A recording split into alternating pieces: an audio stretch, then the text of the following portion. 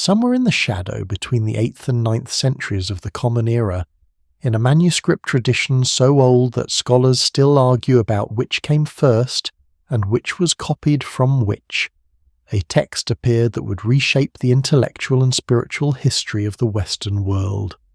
It was short, shorter than you would expect for something that would go on to be called the foundational document of Western alchemy, the master key of Hermetic philosophy, the text that Isaac Newton copied out by hand and hid from his colleagues, the inspiration that André Breton wove into the Manifesto of Surrealism, and the single most cited mystical document in the history of European esotericism. A dozen lines, maybe 14. Depending on the translation, you can read the entire thing in under 2 minutes. And yet those 14 lines have haunted the greatest minds of the last 1,000 years with a persistence that purely literary texts rarely achieve. This is not a text people read once and move on from. This is a text people return to. In university libraries at midnight, in private notebooks hidden from professional colleagues, in the cells of monasteries where the monks were doing something quite different from what their superiors imagined. It draws people back. The same phrase surfaces in conversation after conversation across 800 years of recorded intellectual history. As above, so below. A compression of the text's core claim into 4 words that every student of Western esotericism knows, and that most people who've never opened an alchemical manuscript have encountered without knowing where it came from. It is on murals, in films, tattooed on arms, quoted in songs. The phrase has travelled so far from its source that most of the people who use it have no idea what the source was, who supposedly wrote it, how it survived, or what the original context of that deceptively simple statement actually was. What follows is the answer to those questions, not the simplified version, not the mystical shorthand, the full history of one of the strangest documents in the human record, where it came from, who carried it across centuries of war and erasure and religious persecution, what the men who staked their intellectual reputations on it actually believed it meant, and why it still matters to anyone who wants to understand how the Western mind thinks about the relationship between the visible world and the invisible one. This is the Emerald Tablet. Explained. To understand the Emerald Tablet, you first have to understand the world that produced it, or the world that produced the tradition the tablet crystallized. You have to understand a moment in history that modern education consistently underplays, because it sits uncomfortably between the clean narrative of ancient Greek philosophy and the clean narrative of the Christian Middle Ages in a messy, hybrid, genuinely strange period when the civilizations of Egypt, Greece, Babylon, Persia, and the young Christian movement were all pressing against each other in the cities of the Eastern Mediterranean, particularly in Alexandria, and producing ideas that fit neatly into none of those categories.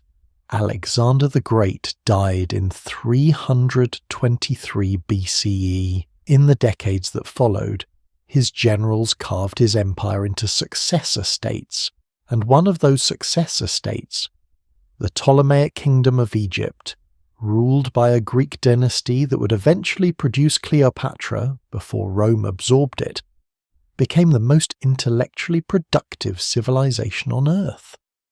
Alexandria was not simply a great library and a great port, though it was both of those things. It was a meeting place of traditions, a city where Egyptian priests with 3,000 years of accumulated cosmological knowledge were rubbing shoulders with Greek philosophers shaped by Pythagoras and Plato and Aristotle, with Jewish scholars fluent in both Hebrew scripture and Greek philosophy, with merchants from Persia and Babylonia carrying their own astronomical and mystical traditions, and with the earliest practitioners of what would eventually become Christianity. All of them were talking to each other. All of them were borrowing from each other. All of them were producing texts under names other than their own, because in the ancient world, attaching your ideas to the name of a revered figure of antiquity was not considered fraud. It was considered the appropriate form of transmission. You were giving your ideas the genealogy they deserved, the lineage that communicated their quality. In this environment, a figure emerged from the synthesis, or rather, a name emerged, under which a growing body of wisdom could be collected, organized, and transmitted. The Egyptians had a god named Thoth.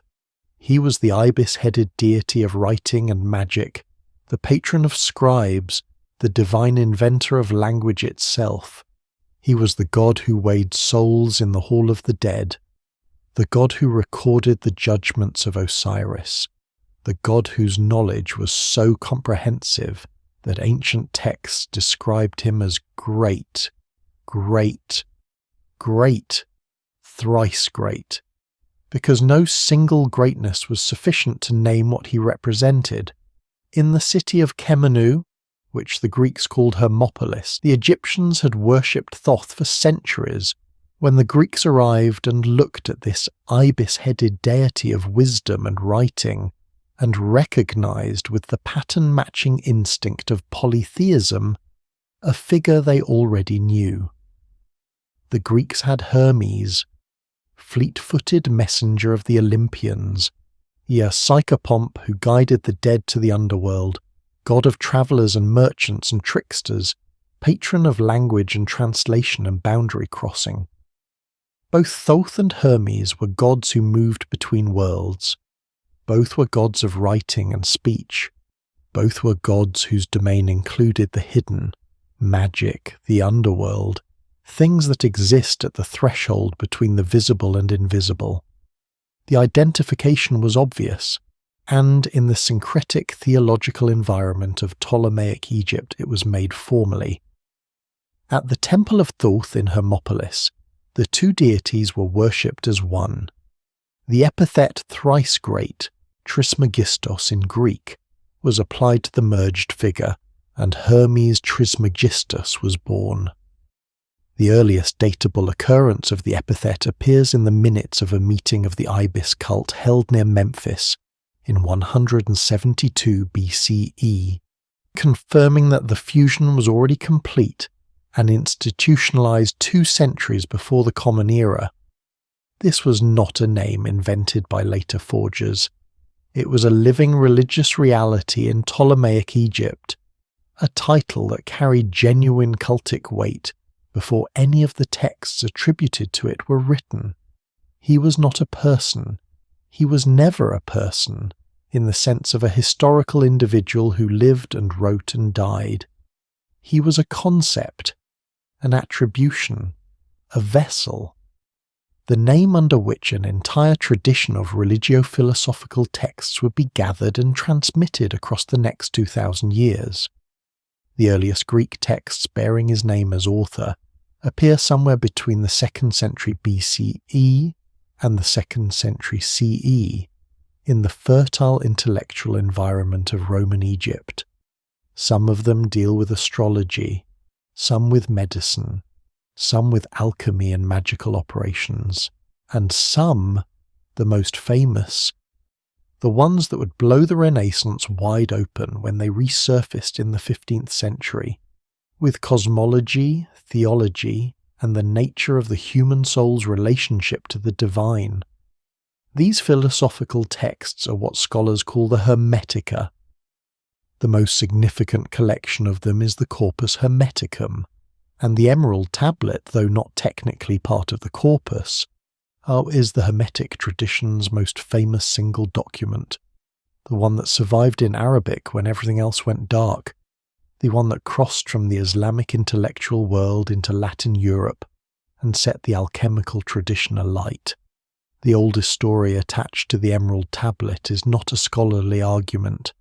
It is a myth, and it is told with the confidence of a tradition that believes myths carry a different kind of truth than historical narrative.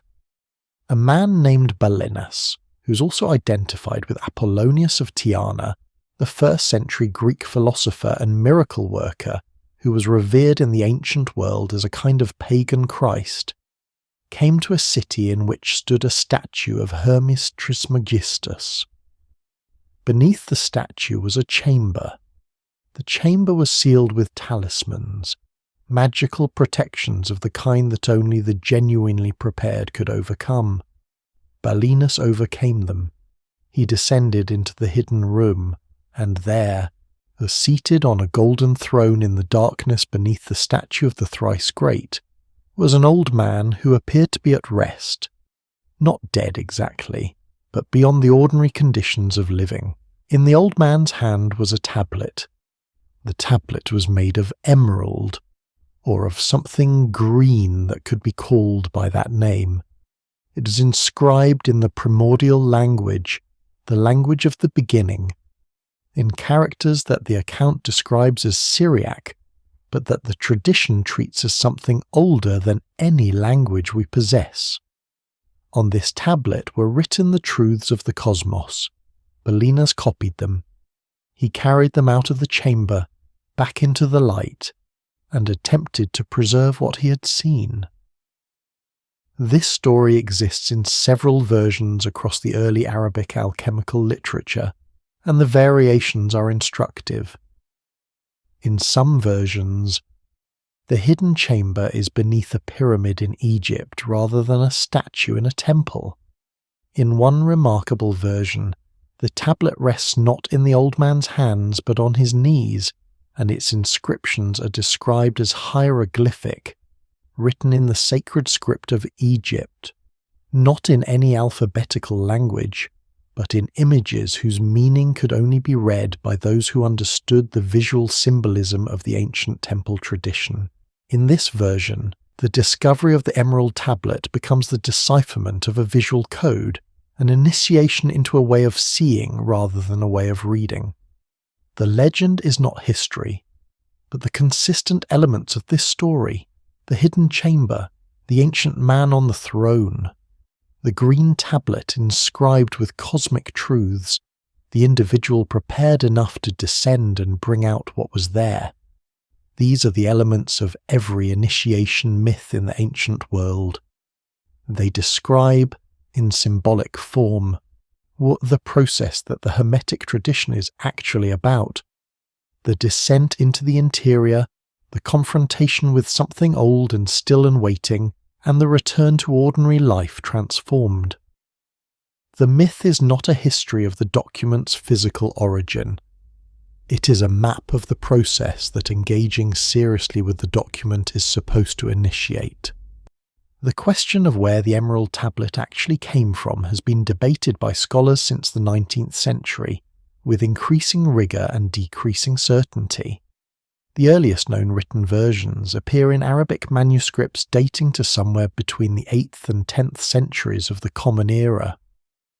The oldest surviving source is a treatise known as the Kitab Sir al-Khaliqa, the Book of the Secret of Creation, attributed to Balinus.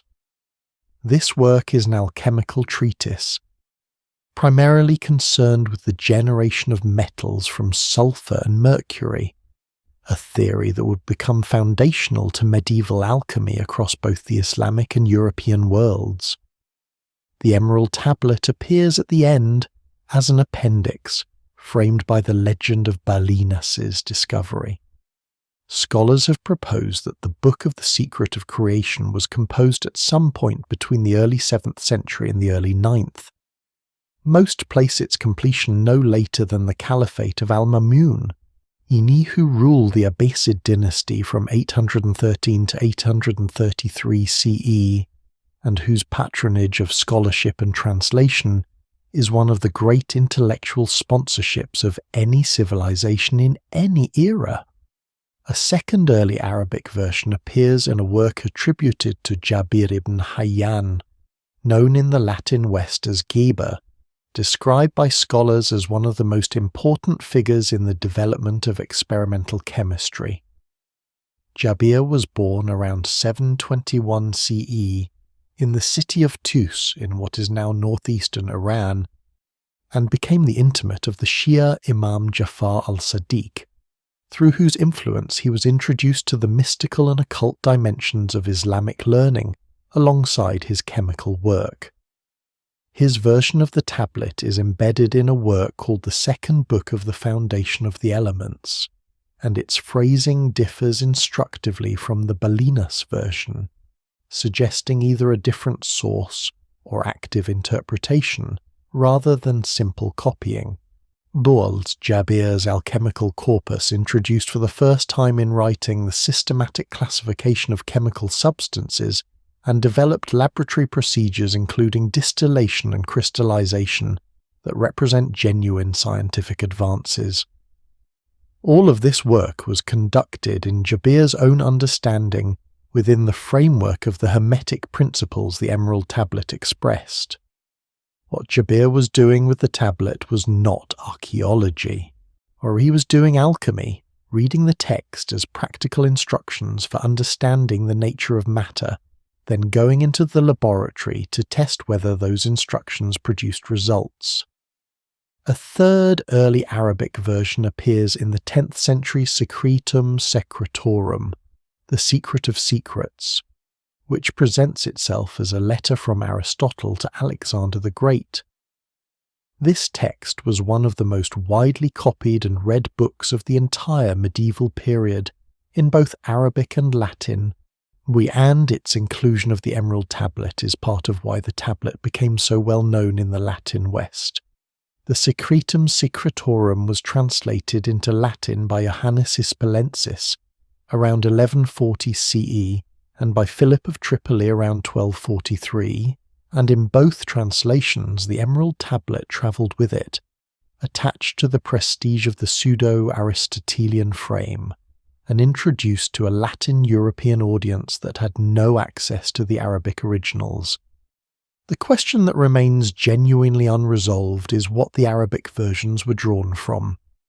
Some scholars have argued that the Book of the Secret of Creation shows signs of having been assembled from earlier Greek or Syriac materials. Others have argued that the Arabic texts are original compositions drawing on the ambient pool of Hermetic, Neoplatonic and Gnostic ideas, circulating in the intellectual culture of late antiquity and early Islam.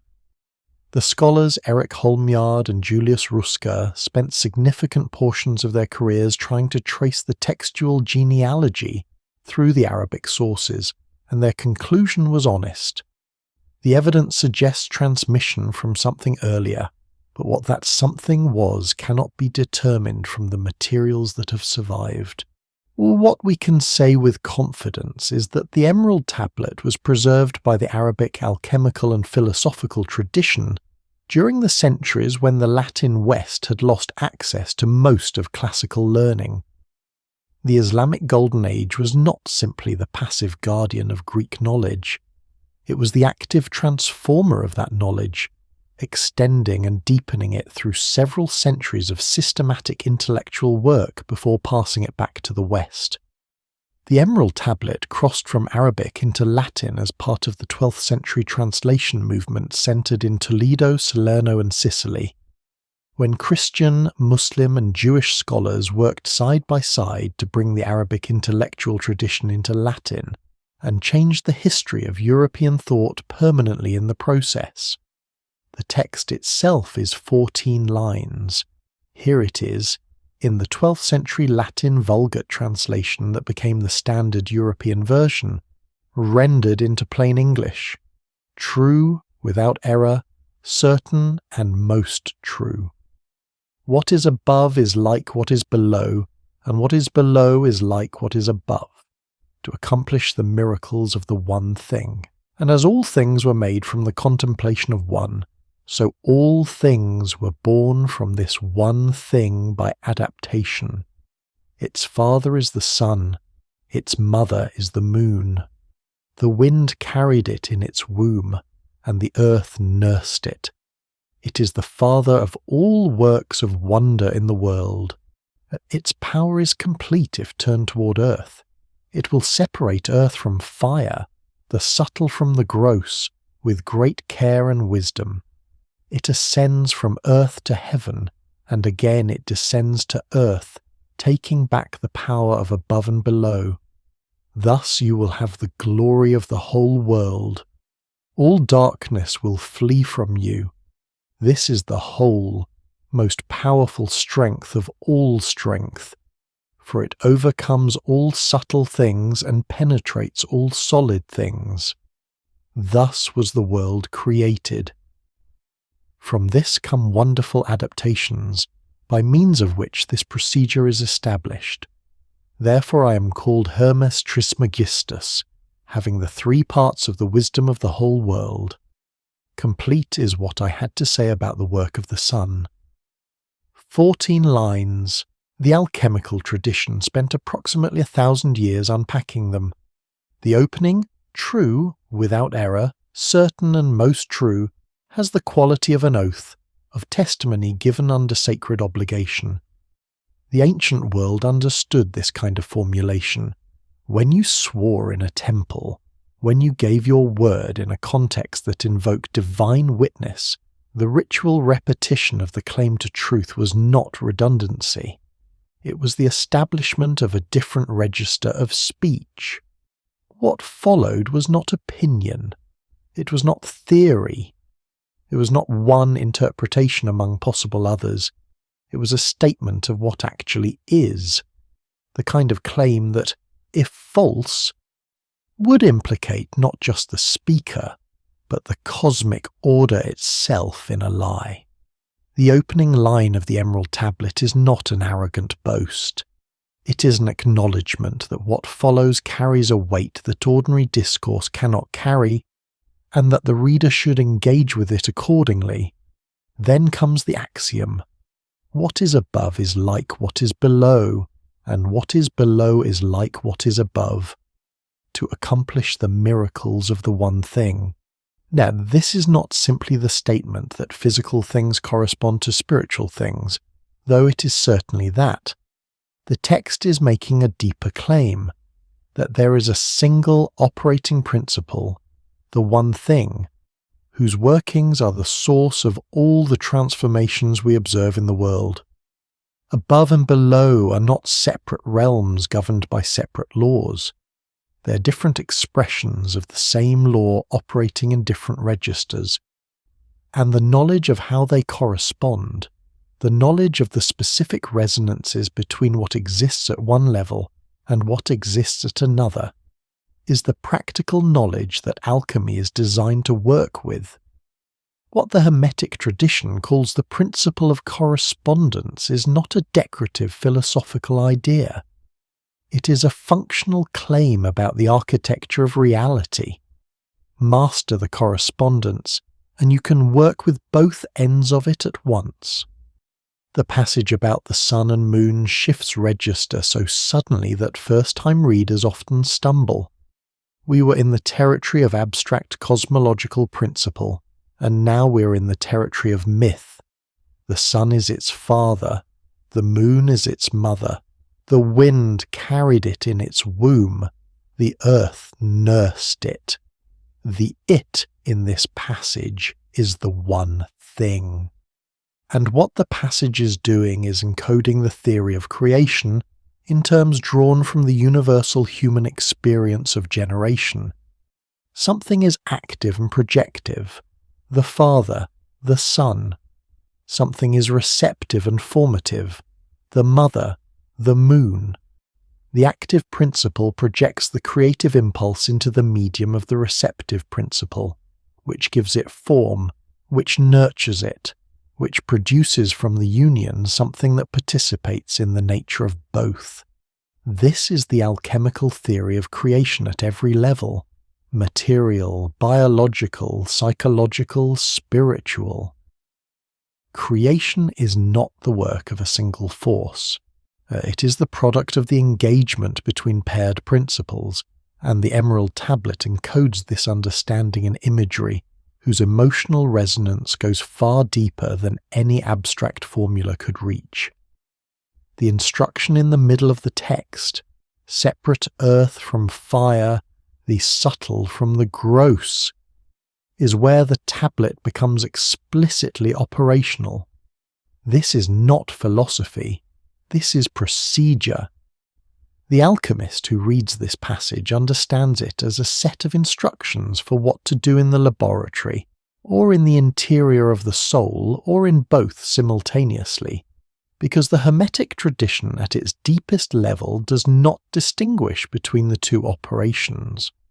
For the practical alchemist working with matter, the answer involves heat and cooling, distillation and calcination, the physical separation of mixed substances into their constituent natures.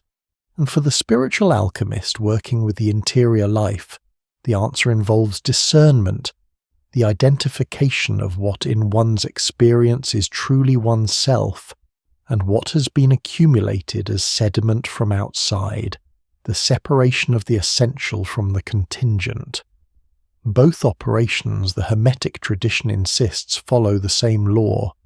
That is what the opening axiom means.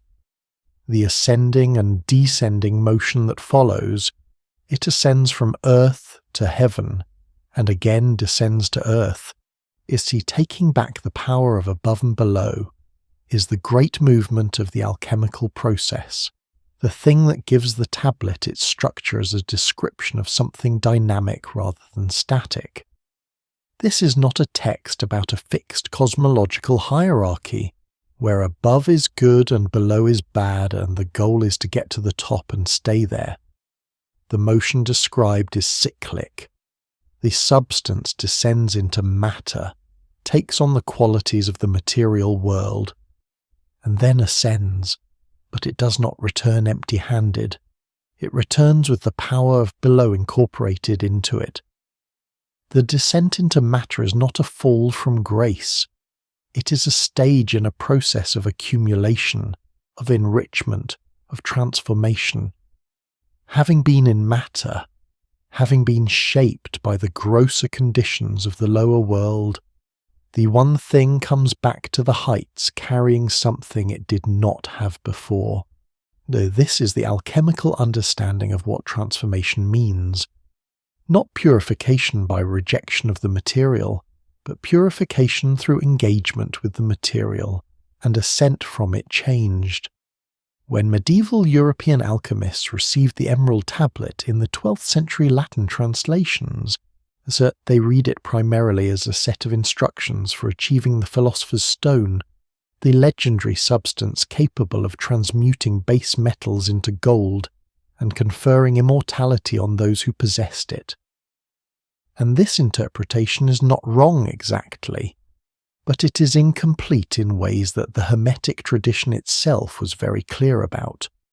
The philosopher's stone, in the mature Hermetic understanding, is not a chemical substance.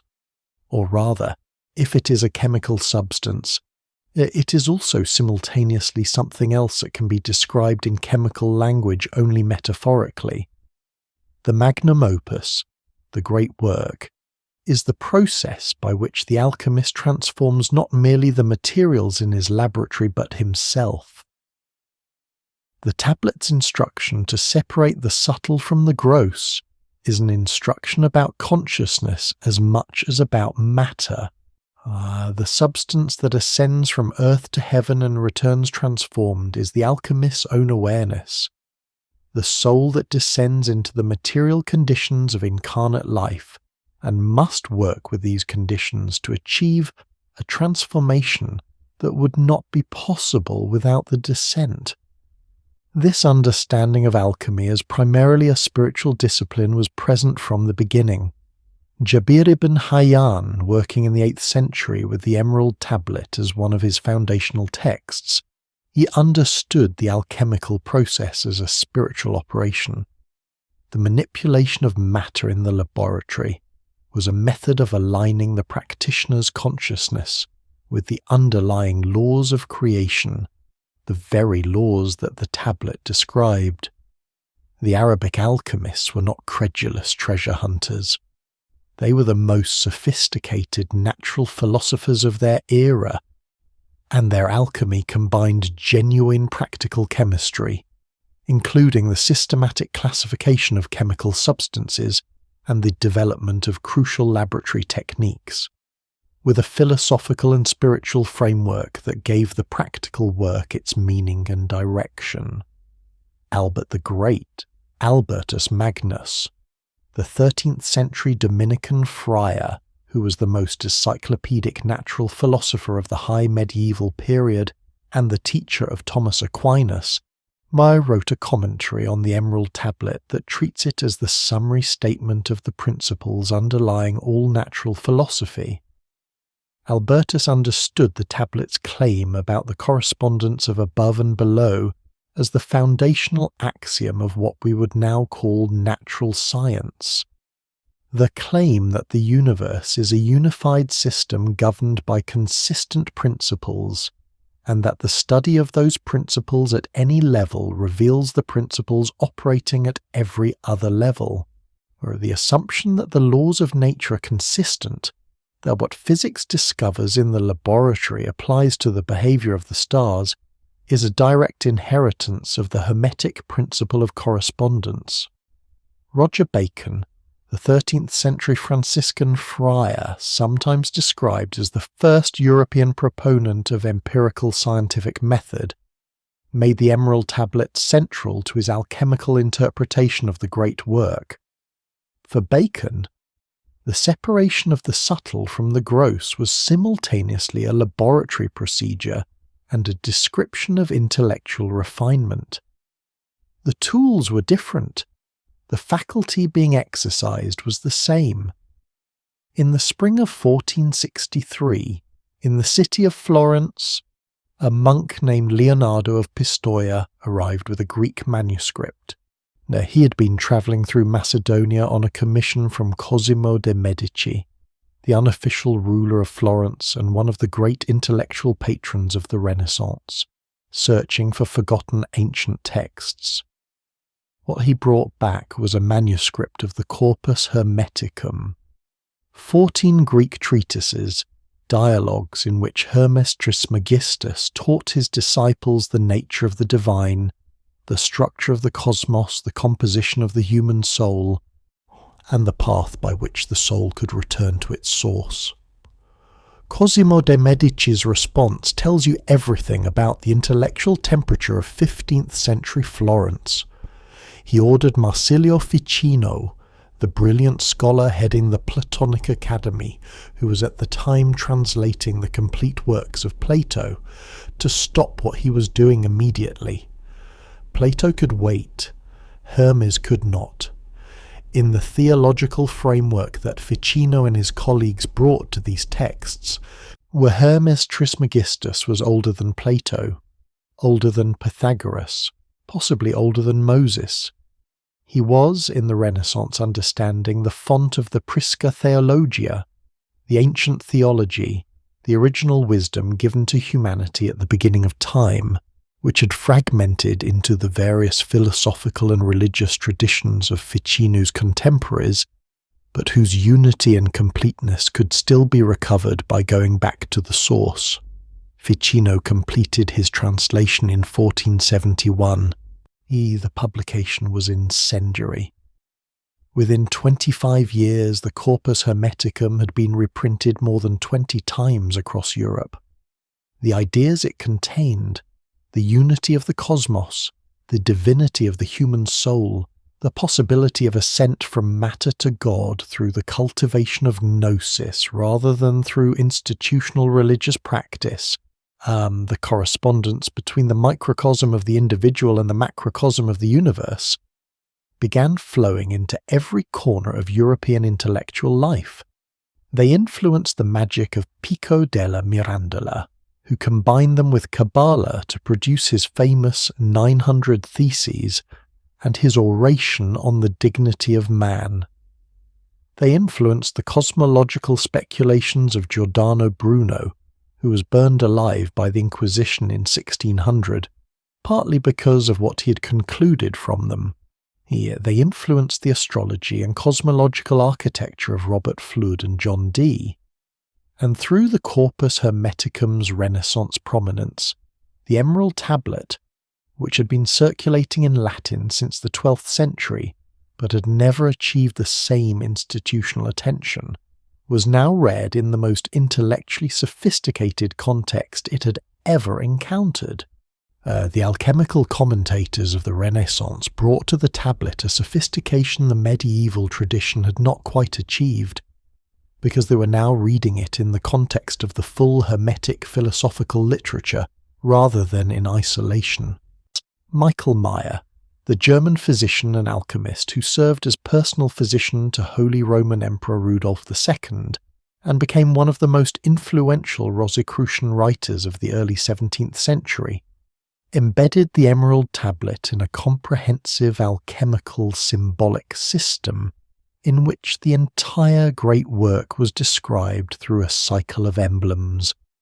Meyer understood the tablet not as a recipe for a chemical procedure, but as the master key to a symbolic language, a language in which the specific technical vocabulary of alchemy, sulfur, mercury, salt, the red king and the white queen, the green lion and the black crow, was not decorative imagery but a precise system of notation whose decipherment yielded a complete theory of transformation, applicable simultaneously to matter and to the soul.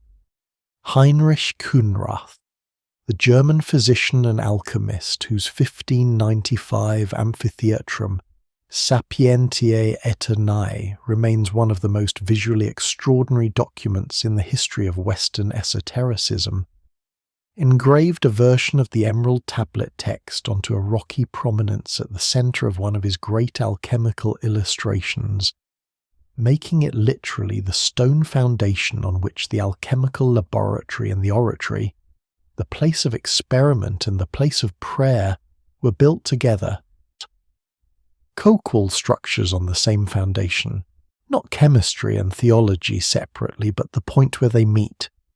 In 1936, a metal chest at Sotheby's auction house in London was opened, and what came out of it rewrote the biography of the most famous scientist in Western history.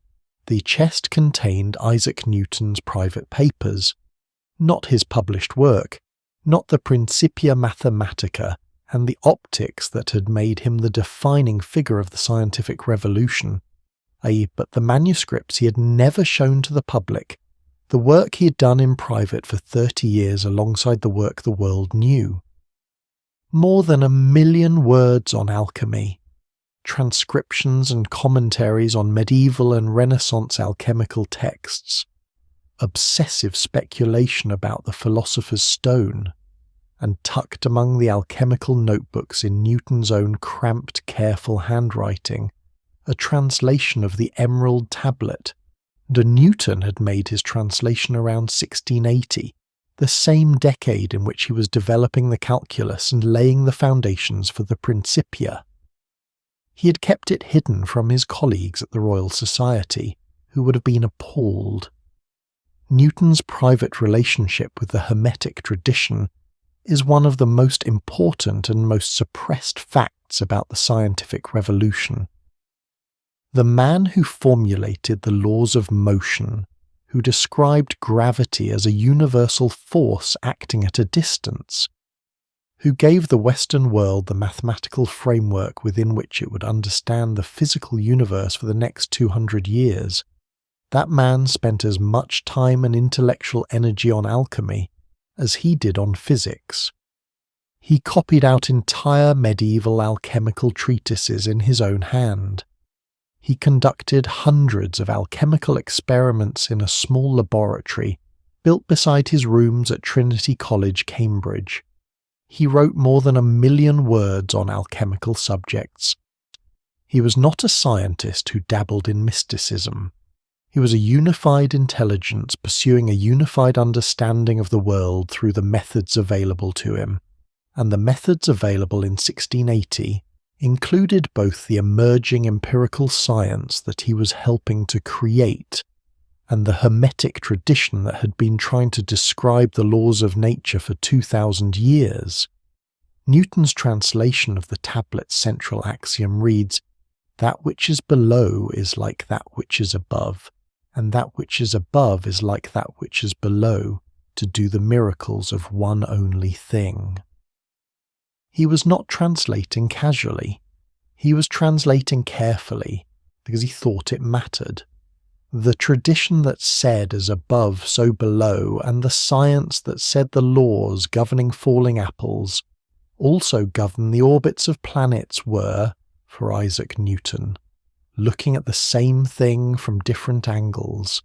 As he died in 1727, his executors, recognizing the potential scandal of the alchemical papers, suppressed them. They were not shown to the world until the Sotheby's auction of 1936, and the economist and scholar John Maynard Keynes, who bought much of the collection, was the first to describe publicly what they contained. Keynes called Newton not the first of the age of reason, but the last of the magicians, the last great mind for whom the Hermetic and the scientific were not yet separate, the last person who moved without contradiction between the world of the Emerald Tablet and the world of the Principia Mathematica. What Keynes captured accurately was the historical moment, the last moment before the rupture that separated the two traditions permanently, before the scientific revolution completed its exclusion of the qualitative, the symbolic, and the spiritual from the domain of legitimate inquiry. And left the Hermetic tradition orphaned on the other side of a wall that Newton himself had not yet built. The same year the Rosicrucian Fama Fraternitatis appeared and swept through European intellectual culture with its promise of universal reformation. A different text was also published by a man also operating under the shadow of religious persecution, a Calvinist scholar who had been driven from France to England by the same sectarian violence that was consuming the continent. His name was Isaac Casaubon. He was, by the universal judgment of his contemporaries, the most learned man in Europe, and the text he published in 1614, the De Rebus Sacris et Ecclesiasticis Exercitation, delivered what many historians have called one of the most consequential blows in the history of Western thought. Casaubon was a philologist. He read Greek the way a physician reads a body, not for the meaning of the words alone, but for the signs of when and where and by whom the language was used, the vocabulary choices that betrayed their era, the grammatical constructions that did not exist until a certain century, the philosophical terminology borrowed from a specific school at a specific time. When he turned this method on the corpus hermeticum, spending months reading the Greek carefully, noting the anachronisms, tracking the philosophical borrowings, identifying the vocabulary that could not have existed before the Common Era, what he found was not what Ficino had found. Ficino had found ancient Egypt. Casaubon found the 1st, 2nd, and 3rd centuries CE. The vocabulary was too recent. The philosophical concepts were borrowed from Platonism and Stoicism in forms that had not existed before the Common Era. The Corpus Hermeticum Casaubon concluded in just under 20 pages of dense philological argument was not ancient Egyptian wisdom. It was Hellenistic pseudo-antiquarian writing, composed by Greek-speaking authors in Roman Egypt somewhere between roughly 100 and 300 CE, dressed in the costume of ancient authority to give its ideas more prestige than their actual origin would have provided. He published his findings the same year he died, and his conclusion stood. Casaubon was correct. The scholarship of the 20th century confirmed his essential dating. The Corpus Hermeticum was not written by a divine sage who had lived before the flood.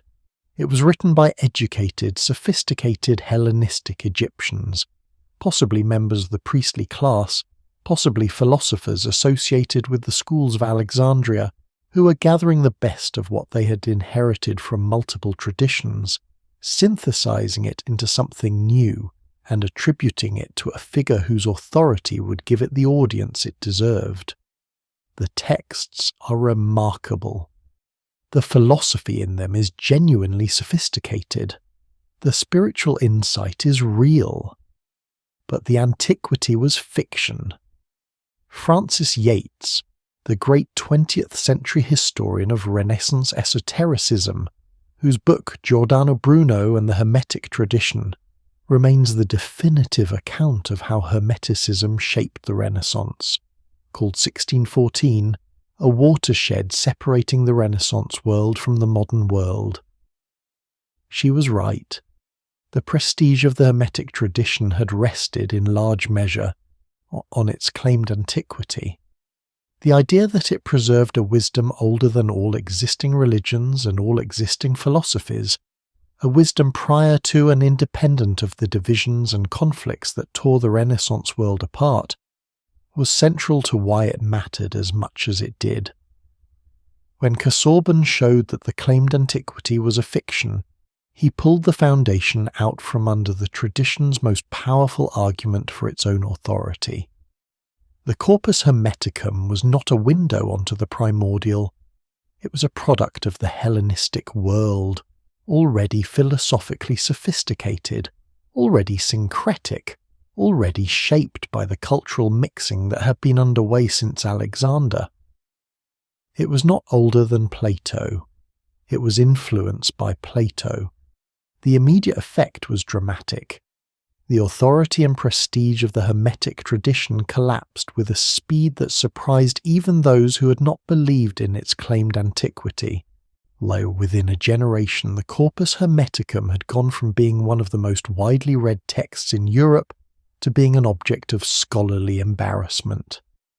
The tradition was driven underground, into the secret societies, the Rosicrucian and Masonic networks, the private philosophical circles that would carry it through the 17th and 18th centuries in coded form, and protecting it from the double hostility of the Church and the new scientific rationalism that was establishing itself as the only legitimate method for investigating the nature of things.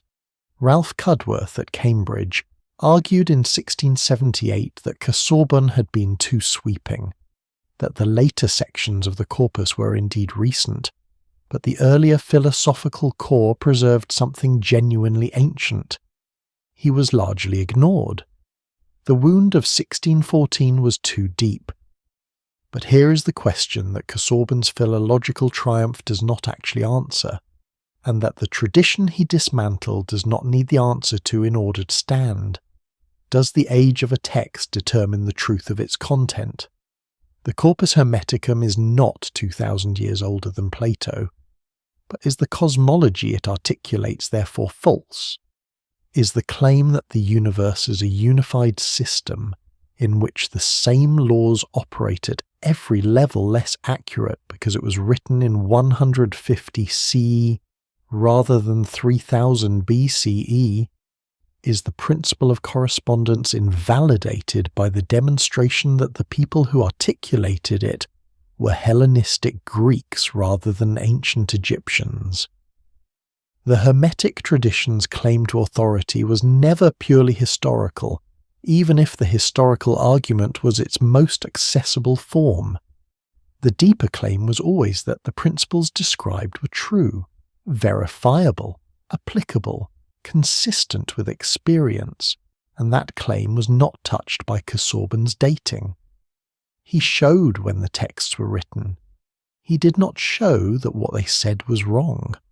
The men who kept the tradition alive through the 17th and 18th centuries understood this distinction, even if the majority of European intellectuals swept up in the rationalist revolution did not. The Hermetic tradition after Casaubon went into the kind of institutional darkness that is actually quite hospitable to genuine ideas. Stripped of the protection of academic prestige, the tradition narrowed its circulation and deepened its quality. The people who continued to take the Emerald Tablets seriously after 1614 were not the fashionable intellectuals who had adopted Hermeticism when it was prestigious. They were the people for whom it was genuinely necessary. The alchemists who found in its framework the only coherent description of what they were observing in their laboratories. The natural philosophers for whom the principle of correspondence was not a mystical sentiment but a working hypothesis. And the spiritual seekers for whom the vision of the cosmos as a unified living, intelligible system pointed toward a mode of relationship with reality that institutional religion was no longer providing. Newton's private obsession with the alchemical tradition throughout the second half of the 17th century is the most famous example of this underground persistence, but he was not alone. The early members of the Royal Society, the institution often presented as the founding body of modern empirical science, included many men who had been formed by Hermetic ideas and who continued to think in Hermetic frameworks, even as they developed the methods that would eventually displace those frameworks. Robert Boyle, who is credited with founding modern chemistry as a discipline independent of alchemy, maintained a sustained engagement with the Hermetic tradition throughout his career. The Royal Society was not simply the replacement of Hermeticism by science. It was, in part, the Hermetic tradition reorganizing itself into a new institutional form. Carl Jung's engagement with the alchemical tradition in the 20th century represents perhaps the most significant single act of intellectual rehabilitation that tradition received after Casaubon's blow. Jung was a physician and psychologist, trained in the empirical traditions of European medicine, who in the course of his clinical work became convinced that the imagery appearing in his patients' dreams and fantasies bore a systematic relationship to the imagery of alchemical texts. The figures that appeared in medieval alchemical illustrations, the Red King and the White Queen, the chemical marriage, the death and resurrection of the material, the emergence of the homunculus from the alchemical vessel, were not arbitrary symbols. They were, Jung concluded, representations of psychological processes. The alchemists had not been doing what they thought they were doing, but they had not been doing nothing. They had been projecting onto matter the dynamics of the unconscious psyche, and in the process they had produced the most systematic visual and symbolic account of psychological transformation that the Western tradition possessed. Jung's 1944 work, Psychology and Alchemy, followed by Alchemical Studies and the massive Mysterium Conjunctionis, constitutes one of the most ambitious acts of textual archaeology in intellectual history. The retrieval, from a tradition that the mainstream had dismissed as failed proto-science, of a comprehensive map of the psychological processes fundamental to human development. The Emerald Tablet occupied a special place in Jung's alchemical thinking because it was the most compressed statement of the principles his psychological reading of alchemy had uncovered.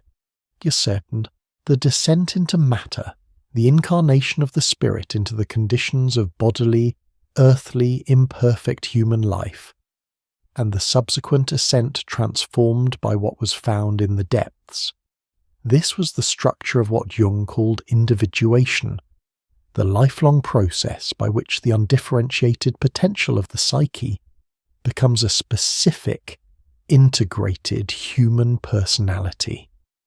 As above in the cosmic process of creation described by the tablet, either so below in the psychological process of the individual human life. André Breton incorporated the tablet's central axiom into the second manifesto of Surrealism in 1930, in a passage about the point at which contradictions cease to be perceived as contradictions, where life and death, the real and the imaginary, the high and the low cease to be perceived as opposites. He did not cite the Emerald Tablet explicitly. He did not need to. The axiom had been in the intellectual atmosphere of Europe for 8 centuries. The Surrealist project, the attempt to access levels of reality unavailable to ordinary rational consciousness by disrupting the habitual filters of perception, was, whether Breton acknowledged it or not, a continuation of the Hermetic project in the aesthetics of the 20th century avant-garde. What the best readers of the Emerald Tablet, the ones who spent years with it rather than hours, have consistently reported is that the text does not give up its meaning at a single reading. It yields its layers in a specific order, and each layer requires the development of a kind of attention that the previous layer helped build. This is not mystical obscurantism. It is the actual experience of engaging with a text that is structured like a fractal, the same pattern at every scale. Yeah, but the visibility of each scale depending on the resolution at which you are looking. The first layer is the cosmological claim. The universe is one unified system governed by consistent laws that operate at every level. Most readers get this on a first reading.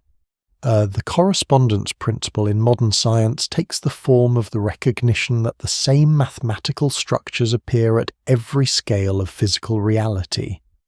The spiral of a galaxy and the spiral of a nautilus shell obey the same mathematical proportion, not by coincidence, but because the same underlying principle is operating in both. The atomic structure that Bohr and Rutherford described in the early 20th century, a nucleus orbited by electrons, looked, indeed with a precision that troubled everyone, like a miniature solar system. These resonances are not merely aesthetic, they are what the Emerald Tablet's opening axiom predicted. The second layer is the operational claim. Transformation is possible, and it proceeds by specific stages. The tablet's instruction to separate the subtle from the gross is not a single step, but the description of a process. Calcination, dissolution, separation, conjunction, fermentation, distillation, coagulation, in the 7-stage alchemical sequence that derive from the tablet's framework.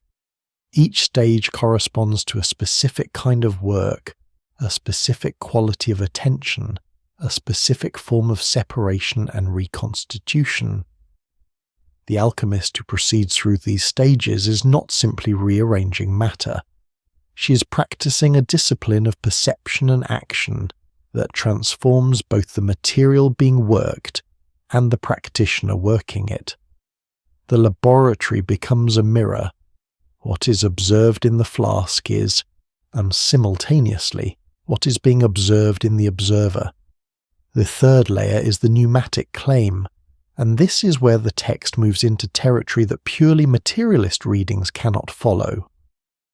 The ascending motion described in the middle of the tablet, from earth to heaven, and then again back to earth with the power of both, is not a description of a substance. It is a description of consciousness. The one thing that ascends and descends is awareness itself, the witness present at every level of the process that can identify with the material conditions and then withdraw from them, that carries the experience of the lower world upward and the perspective of the higher world downward, and that in the circulation between the two develops something that neither the purely material nor the purely spiritual could achieve alone. This is the Hermetic vision of what a human being is, a vehicle for the circulation of awareness between levels, near being uniquely positioned to experience the full range of the continuum, from the most dense and material to the most subtle and spiritual, and to embody in its own development the alchemical process that the tablet describes, the closing declaration of the Emerald Tablet. Therefore I am called Hermes Trismegistus, having the 3 parts of the wisdom of the whole world. Complete is what I had to say about the work of the sun, is the signature, the closing seal. The 3 parts of wisdom that the title encodes have been interpreted in various ways across the tradition's history, but the most consistent interpretation identifies them as the three domains: mineral and material philosophy, encompassing the knowledge of the composition and transformation of physical substances; celestial philosophy, encompassing the knowledge of the movements and influences of the cosmic bodies; and theological philosophy, encompassing the knowledge of the divine nature and the soul's relationship to it. Hermes Trismegistus possesses all three because all three are expressions of the same unified knowledge, the knowledge of the one thing operating at every level, from the mineral to the cosmic to the divine, according to the same principles that the tablet has just described. The sun in the Hermetic symbolic system is not merely the star at the center of the solar system. It is the active, creative, or illuminating principle, the force that makes things visible, that drives growth and transformation, that represents the creative intelligence at work in the cosmos. The work of the sun is the work of illumination, not the accumulation of information, but the development of the capacity to see what is already there. What the Emerald Tablet claims to be complete is not an explanation of the cosmos that the reader now possesses, having read to the end, and it is the activation of a capacity for a different quality of seeing, a seeing that, once initiated, will continue to develop and deepen as it is practiced. This is why the Emerald Tablet has the peculiar property of never being exhausted by reading. It is a text that initiates a process in the reader and then recedes, becoming more deeply understood with each return, yielding new layers as the capacity to perceive them develops. Not the depth of complication, where more information is hidden behind the surface, the depth of dimension, where each level of understanding opens onto the next, not because the text is withholding, but because the reader is continuously developing the capacity to perceive what was there all along. The tablet is a text about transformation. Everything in it, the cosmological claim, the operational instructions, the pneumatic vision. The closing identification is in the service of a single practical argument. Things change. Things can be changed. The processes by which change happens follow knowable laws, and the practitioner who understands those laws and aligns her work with them can achieve transformations that would be impossible without that understanding. This is not the message of a tradition that has given up on the world. The Emerald Tablet is not a text about escape from the material into the spiritual. It is a text about the relationship between the material and the spiritual, how they correspond, how they interpenetrate, how the descent into the material is itself a stage in a larger process, whose completion requires the descent, not its avoidance.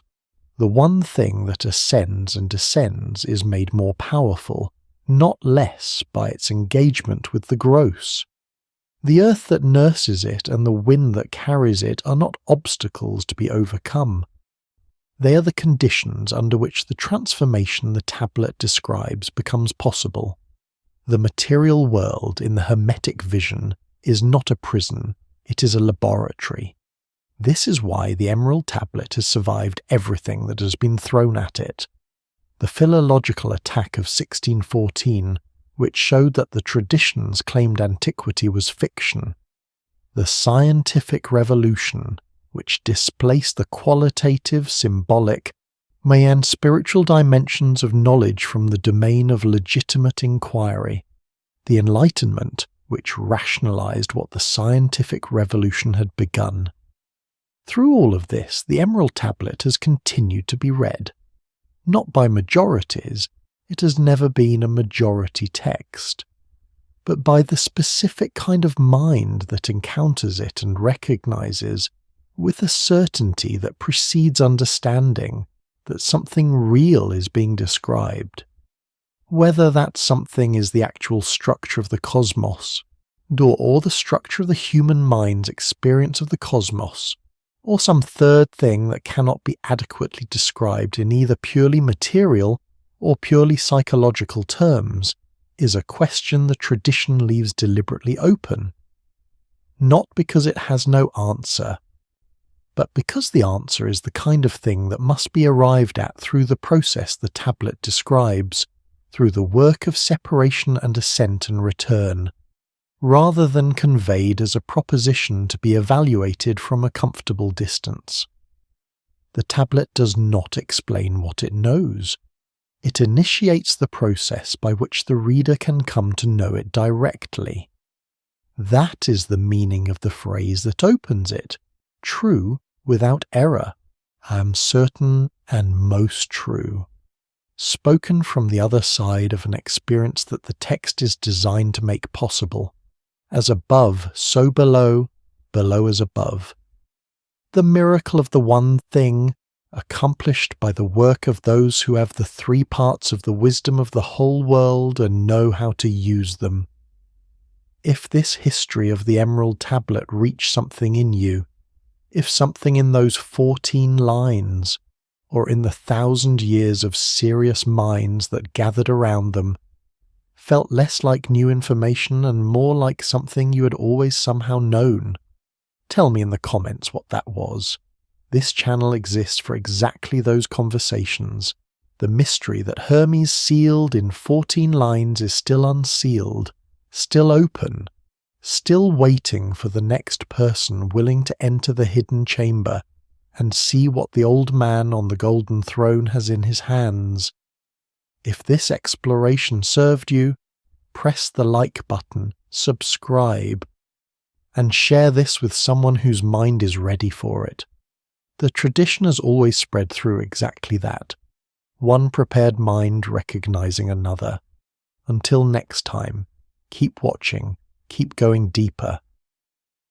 The Thrice Great leaves no door locked for those who are genuinely willing to find what is behind it.